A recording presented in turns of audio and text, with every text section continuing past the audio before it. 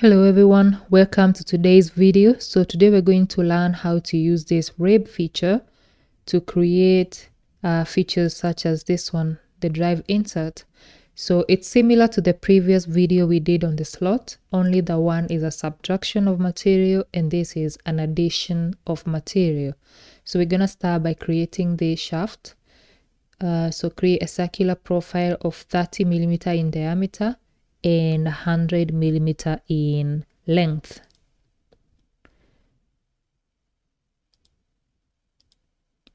I'll start by creating an axis system at the origin, and I can sketch the ZY plane.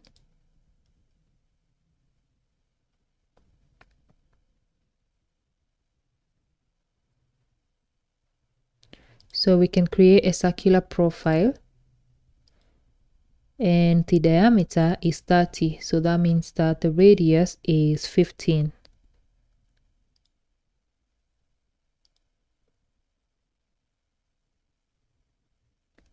Then you create a pad which is 100 millimeters in length.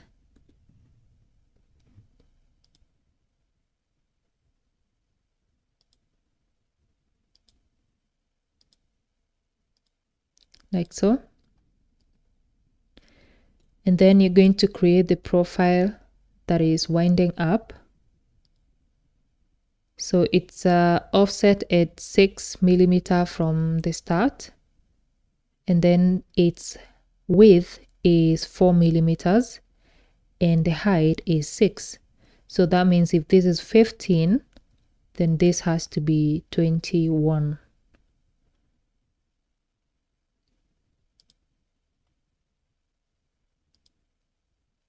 I'm going to make sure we are in parallel mode. Okay.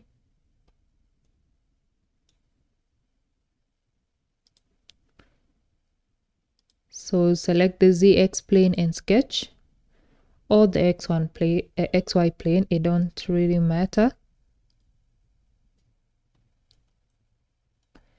And I can create an axis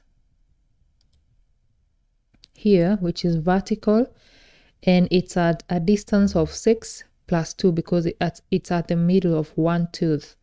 So it's 8 from this vertical or horizontal axis in this case.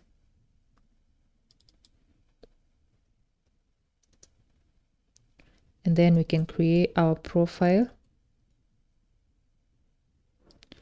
on one side and then mirror it on this side. So it's a simple, or you can create, say, a rectangle.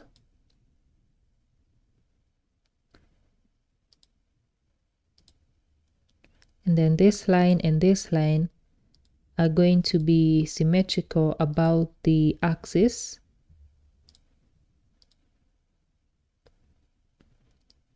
This width is going to be 4 millimeters. This length doesn't really matter because once it's joining part design, this is a solid, so it just combines. But the length here between this line and this horizontal axis is 21.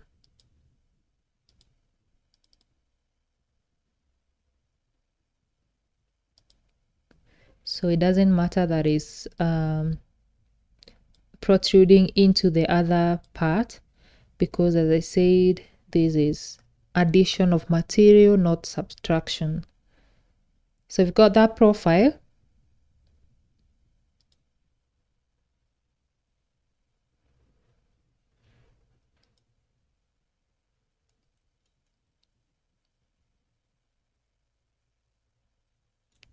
Right, and then we can create a helix. So according to this, we're supposed to use revolutions and height. So total height is 80 millimeters and then 6 revolutions, and then the diameter is going to be defined by this body that we have already created. So we can switch to either GSD or wireframe and surface design, and then you're going to select helix. From the drop down menu, it's going to be height and revolution. We have 80 and then we have 6. The starting point, we can create an intersection between this line and this body. Of course, they're going to be 2, so you're gonna have to just choose one. So we select keep only one sub element using an extract, and then I'm going to select this one. Okay, so select OK. This is going to be our starting point, and then the axis is going to be this x-axis. So I've got 6 revolutions, everything is in place. Select OK.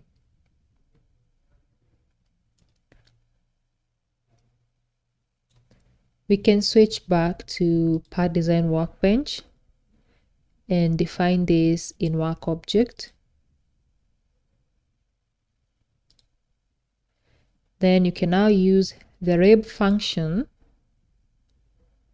Select this as your profile, and this is your center curve. And remember, because it's a helix, I said we're going to use pulling direction or reference surface. And then you use the axis. So this axis is for the helix. That's where you're going to get uniform feature.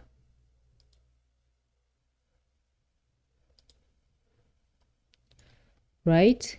And then we had a chamfer here of 2 millimeter length, 45 degrees, and it's going to be on this edge.